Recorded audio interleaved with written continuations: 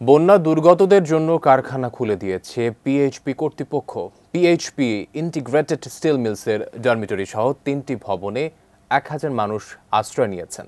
তাদের জন্য খাবার, বিশুদ্ধ পানি, কাপড় চোপড়ের ব্যবস্থা করেছেন পিএইচপি কর্তৃপক্ষ। ৩ বেলাতেই রান্না করা খাবার দেওয়া হচ্ছে। শিশুদের জন্য রয়েছে বিশেষ খাবার। এছাড়া নারীদের জন্য প্রয়োজনীয় স্যানিটারি সামগ্রীও রাখা হয়েছে।